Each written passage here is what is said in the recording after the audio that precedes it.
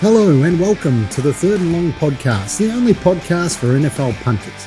I'm your host Grant Lee. Third and Long is brought to you by Little Birdie TV, punting form, topsport.com.au, and the home of stand-up comedy, The Comics Lounge. So happy New Year to all, and now it's time to introduce Nick Tedeschi, my BFF, pro punter, and the master behind his tip package to the house. Welcome, Toprope, mate. Happy New Year, and how's Turnbuckle and the kids? Happy New Year, great man. We're still on holidays, so we're running a nice little zone defence here with a couple of grandparents in the mix. So getting in nice and fresh for the new year. So Jerry is stuck on a flight coming back from Chicago. So, mate, I haven't seen him since last year, to be honest. It feels like it's been forever. So weekend at Bernie's. It's weekend at Jerry's. Well, actually, that'd be pretty funny if we did get him in and did a bit of a weekend of Bernie's theme. So, anyway, mate, let's jump into it. So, Damar Hamlin's condition has gotten better. He was knocked unconscious on the Monday night game. He is talking to his family, and they've taken out the breathing tube, which is amazing news. And, mate, as a player, it was very hard to watch. I was quite emotional, and I couldn't really sleep that night. I was checking my on the phone to see what the updates were and stuff like that. Toprope, this is a violent game, mate. This is why I love it. This is why I play it.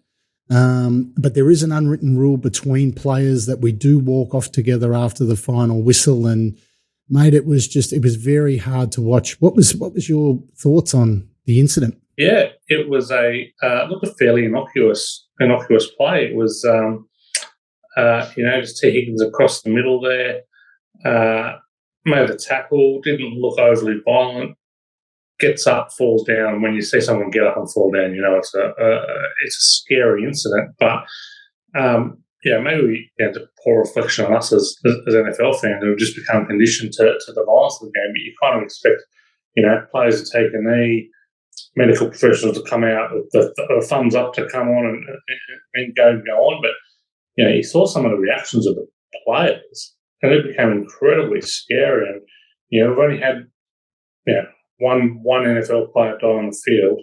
And it certainly looked like we were potentially, witnessing another. It was incredibly scary. And, from a coverage point of view, when not only are they not showing the replay, they're refusing to speculate on what goes on. The whole NFL ESPN relationship is built on speculation.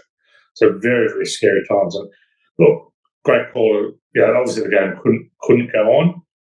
The coaches did a magnificent job. I thought the coverage was unreal as well. It's great to see him on the mend at the moment because it was a very, very scary time. So I've played in about 250 games, and the ambulance has come on the field 3 times, and each time it's terrifying, mate. And the worst one I ever saw was a young guy. He was a linebacker as well, and he broke his neck, and he couldn't feel his legs or feet for about a day there. So it brought back some chilling memories for me and stuff like that. But we do wish the young fella well, and hopefully he's back on the field very soon, mate. So, mate, all eyes are on the AFC East for the battle for the wildcard spot. So how's this one, Toprope? If the Patriots win, they're in.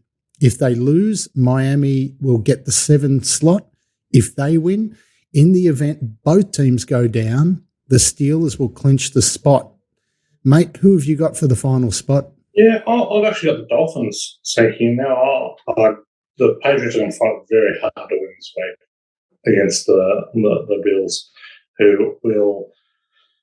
we still don't know what's going on with that Bengals game, but who will still have his eyes on the number 1 seed.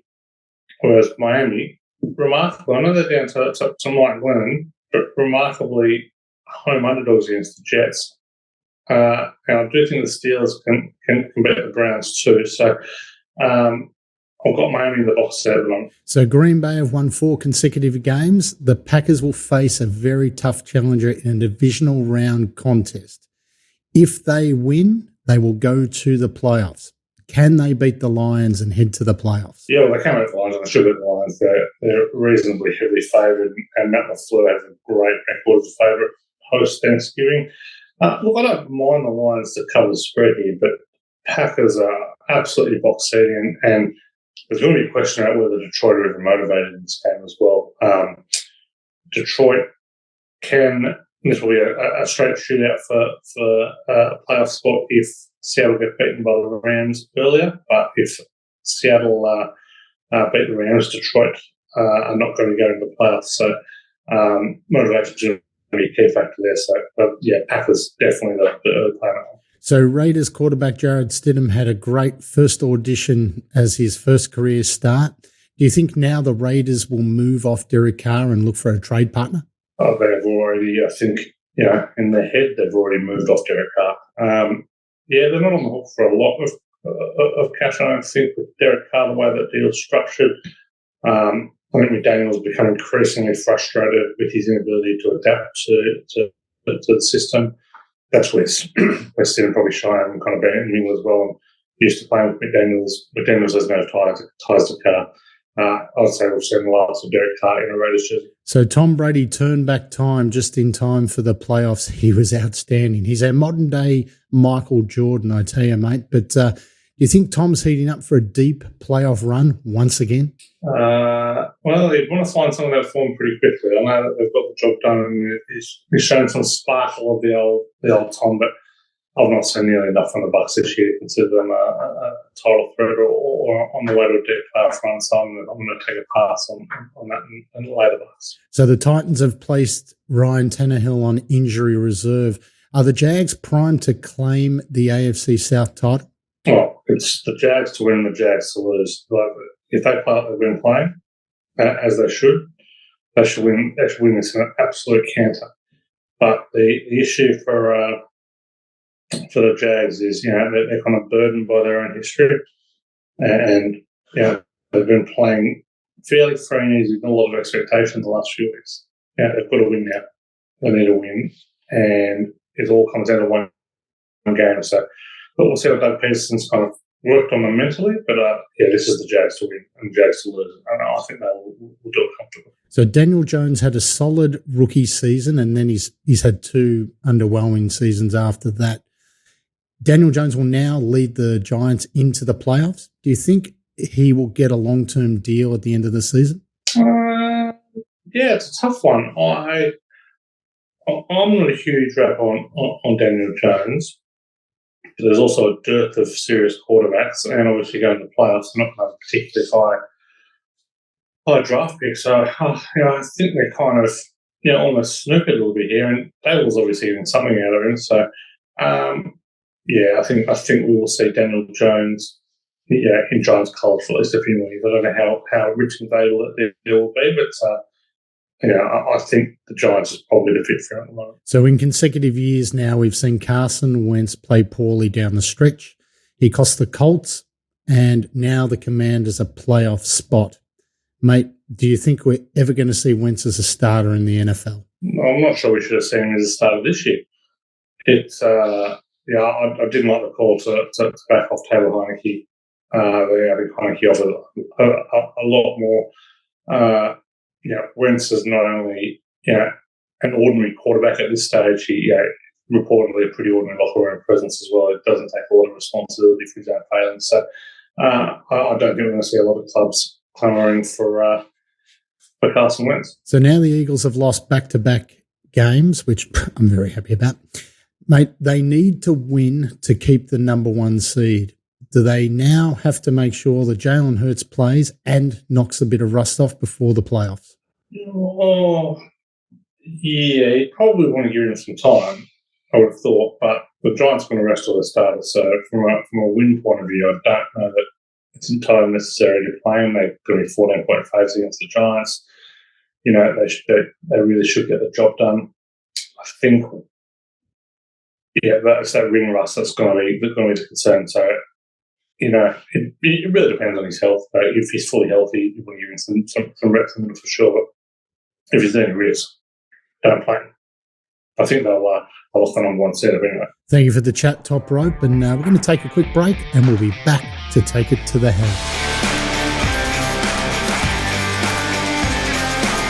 Welcome back. And now it's time to take it to the house. Brought to you by topsport.com.au. Family owned and operated for 35 years. Bet with a bookie you can trust. Bet with topsport.com.au. And Toprope, turn the hat backwards, mate. It's time for the bookie wrap.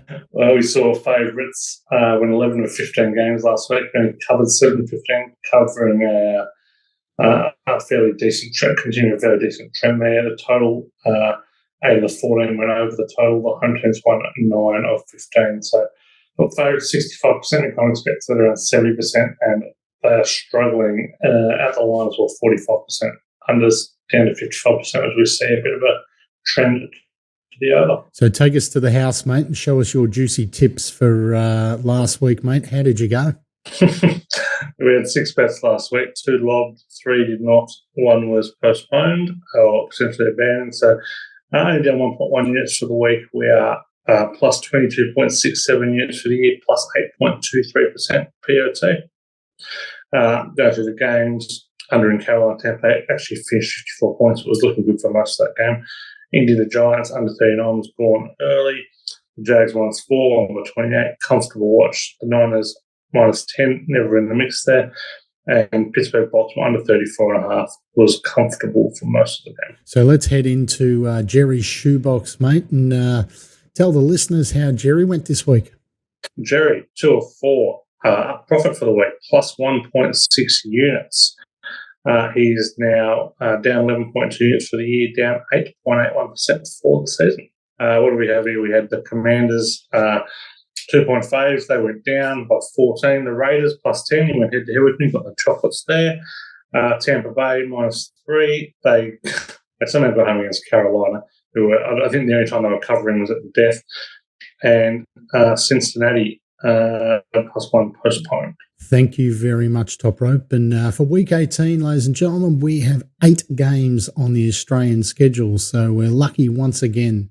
First match is going to be a cracker. Kansas City at Las Vegas, Sunday, 8:30 a.m. ESPN. The line is Chiefs -9, and the total is 52 points. So the Chiefs can earn a number 1 seed in the AFC for the 3rd time in 5 years. The Raiders nearly played spoiler against the 49ers with Jerome Stidham under centre. Las Vegas lost 30-29 in the first meeting. What say you on this one, Toprope? Yeah, not going to get too involved in. Probably lean towards the Chiefs. They're motivated here for the number 1 seed. Road favourites of 4 more, back 5 weeks of the year, 92-69, 1 against the spread. Home teams on a Saturday, the last 3 years, 3-14-1 against the spread. So probably leaning towards the Chiefs here, but not a lot of confidence as they have covered as 1 of 12 off a win and 2 of 16 against losing teams. Beautiful, my friend. So let's head into match number 2. It's Tennessee at Jacksonville, Sunday, 12:15 p.m. on ESPN. The line is Jags -6.5, and the total is 40.5 points. So the Jags beat the Titans 36-22 in Week 13, which started their 4-game winning streak. The winner takes the AFC South here. Mate, I'm telling you, I'm all over the Jags. Where is the play on this one, Toprope? Yeah, I'm with you, Grant. All over the Jags and all over the under in this one. Nice little angle here. Dogs of 6 or more, 5+ losses in the last 3 weeks of the year to 6-12 against the spread. That pushes us to Jacksonville. Teams don't bounce back on the last week of the year. The Titans have failed to cover any of their last 6. The Jags have covered 4 straight, 4 or 5 off a win. Give me the Jags this one and love the under in this one. Under's hit in 10 of the last 13 Titans games, 10 of the last 13 Jags games at home, 11 of 15 the Jags have played a losing team. I'm going to be Jags minus and the under. I cannot see Tennessee scoring a lot of points this one. So in our first show, we did say that one of our top picks was the Jags to win their division, and we were laughed at, my friend. So hopefully the Jags can do it for us, and we can look like superstars once again, mate. So let's go to match number 3, New England at Buffalo, Monday, 5 a.m. on ESPN. The line is Bills -7. The total is 42.5. So the Patriots, they still have a shot at the playoffs if you can imagine. But they're going to need to steal this one off the Buffalo Bills that are coming off a pretty emotional week. Look, how do you come back from what happened on the weekend there, Toprope? Yeah, hard to know kind of the mental state the Bills have been in. So, look, in theory, going to be on Buffalo small. Sean McDermott's had 5 rematch games against the Patriots, 5-0 against the spread, averaging 39.8 points per game. New England, they've failed to cover any of their last 4 against the winning team, just 2 of the last 8 in the division. I'm leaning towards Buffalo. Not a lot of confidence. There's a lot going on, but probably rather be Buffalo than the Patriots. So match number 4, Baltimore at Cincinnati, Monday, 5 a.m. on 7 Mate. The line is Bengals minus 7.5, and the total is 40.5 points. So big question here, will Lamar Jackson return? How much rust will he show if that is the case? The Baltimore Ravens won their first meeting 19-17, but the Bengals have been the best team of the second half of the year. Who you got on this one, Toprope? Yeah, look, a bit similar to the Bills. Been a very strange week for them, a very difficult week for them. So, all being equal, trying to take that out of the mix. Got to be with the Bengals here.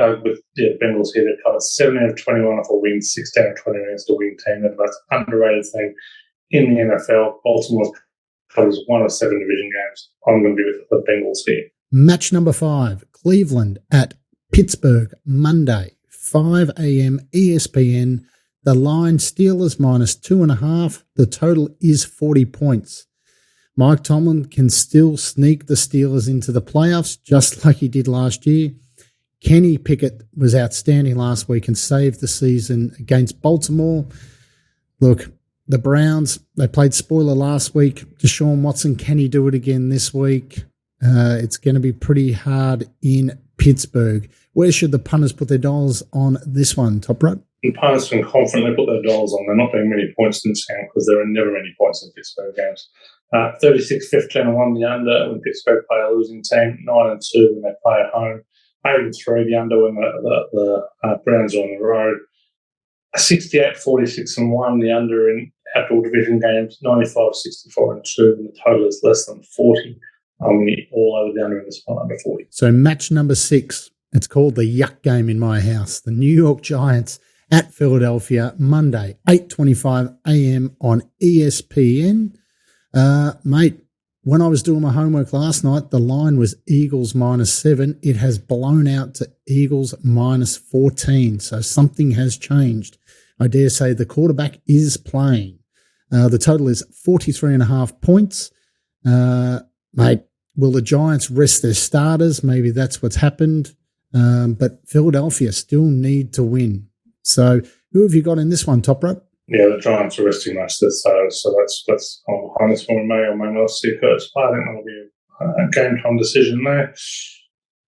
Not a game I want to be involved in. I'll probably have something small on the Giants. They've covered 6 or 7 on the road, 21 or 28 on grass for the last 5 in Philadelphia head-to-head. But with so many unknowns from a personal point of view, not going to be heavily involved in. Resting players never works, my friend. It did not work for the Cowboys last year, and hopefully the Giants don't do it. But let's go straight into match number 7, Dallas at Washington, Monday, 8:25 a.m. on 7 Mate. The line is Cowboys minus 7.5, and the total is 40.5 points. So the Commanders were knocked out of the playoff race, and they catch a Cowboy team that still has a slim hope for home field advantage. Dallas has won the last 3 meetings.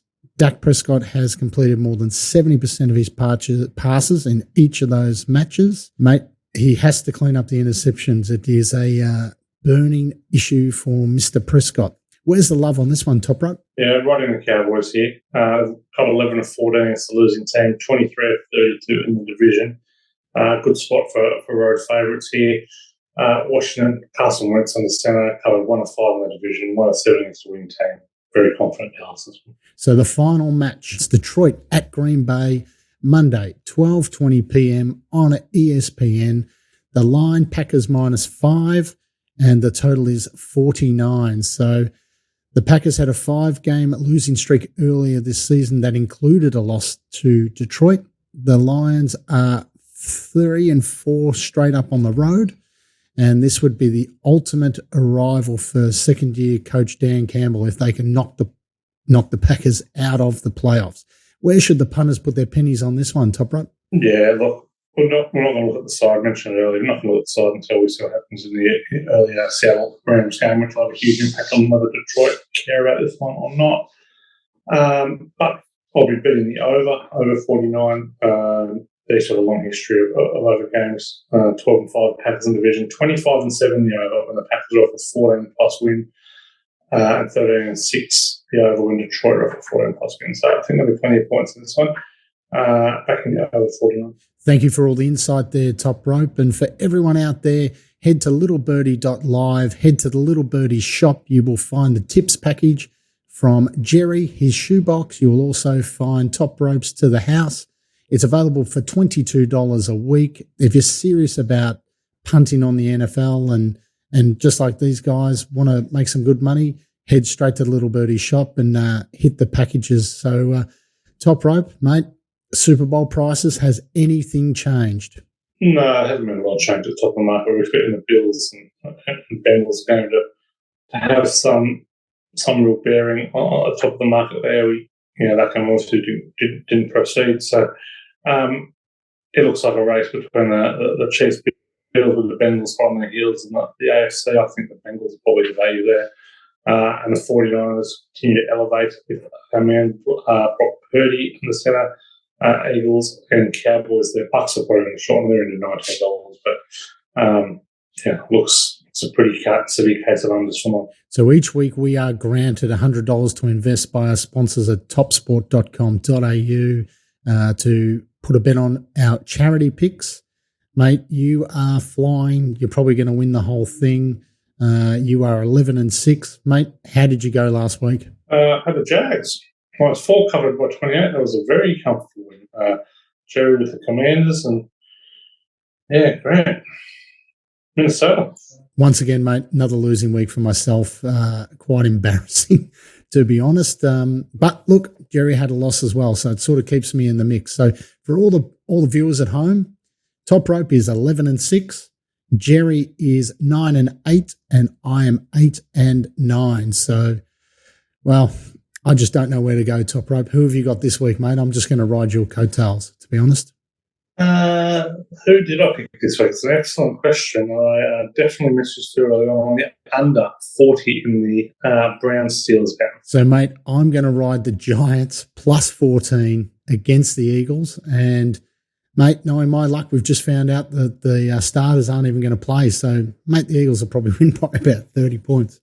But it's all good. It's all for the charity, ladies and gentlemen, and hopefully I can get back on the winner's track. And Jerry's tip is the Packers -4. So thank you for that, Jerry. So hopefully it's the only time that I want Jerry to lose so that we can break even over the season. So speaking of winners, let's head into the third and long ankle breakers competition. We had another winner, Michael Ty. Once again, he correctly tipped the Steelers by 3 points. Congratulations, mate. And that's a gutsy pick on there. So for everyone playing at home this week, the game is Lions at Packers Monday, 12:20 p.m. ESPN. To enter, it's quite simple. Just pick the team that's going to win and the margin. So if you were to ask me, I would say week 18, the Packers will win by 7. You must put it on your socials, put it on our socials as well at Little Birdie TV and Third and Long on Twitter. You must tag one or more friends to enter, and good luck to everyone. So, Toprope, it's that time, mate. Time to sign off. Time to go hit the pub early, mate, and that's a wrap for our 18th show of the season. And remember, everyone, hit the littlebirdie.live, subscribe to the tips packages from Jerry and Toprope. You can follow us on YouTube. You can find us at the Apple Store, on Spotify, on SoundCloud, or wherever you listen to your podcasts. And be sure to follow us on Little Birdie TV, Third and Long TV on Twitter and Instagram. And remember, for all your NFL action, it can be found at topsport.com.au. Invest wisely, punters, and enjoy Week 18.